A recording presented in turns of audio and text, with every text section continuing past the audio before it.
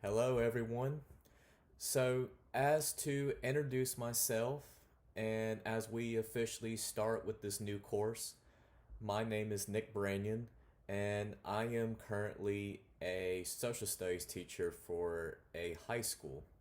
Um, I honestly teach not only geography for social studies, I also teach street law, teach American pop culture, current events. So, whatever they need me to do, I'll be doing it. Um, but as of currently, this is not my classroom whatsoever. Maybe at the very end, once we get to the very last few weeks of the course, maybe I'll videotape over my classroom whenever everything's super empty. But right now, this is basically my office and study little area. But for week one, for this new course that every single one of us are taking, we were to answer this following question within the discussion post. It asks about why the concept of Western civilization is relevant for today.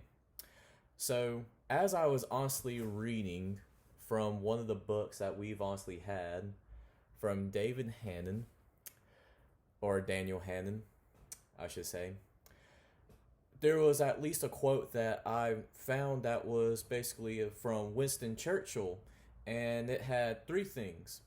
Um, One of the three answers about Western civilization was rule of law, personal liberty, and representative government. And especially as I was looking through some other sources, especially from reflections on ancient and modern freedoms, there's a lot of stuff that we can easily talk about with the rule of law and even the personal liberties that we were honestly thinking about within the Enlightenment era. So there's a lot of history that we can detail from the past ourselves that have affected for you and I, for everyone around us, honestly. Um, just everything that's affected us as of today, especially within the United States, how we do have freedom of religion, freedom of speech, things that we honestly take for granted. So there's a lot of history that we can detail that can honestly help us with these three answers from Winston Churchill about rule of law and personal liberty and representative government. Even through basically how it's relevant today about Western civilization is our representative government, especially within the United States, how we basically have, of course, the House, we have the Senate, we have um, all of that from the legislative, but we also have like the executive branch with the president as well as his cabinet and even the judicial branches. So there's a lot that we can detail. And how did we so happen to set up that type of government? So that could be of some interest that could lead us to the relevancy of Western civilization.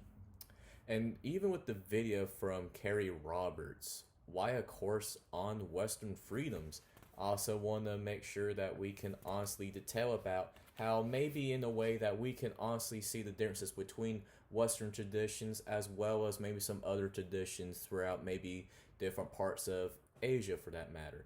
Because with the United States, with the UK, with Canada, we all each have our own differences, but of course with the Anglosphere, we are all so similar at the same time with our languages, our religion. But when it comes to other traditions, when it comes to the Catholic religions and some other parts like over in South and Central Americas, it is quite different from our type of Western civilization.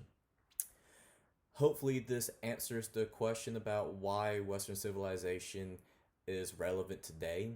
And I really am looking forward to this course.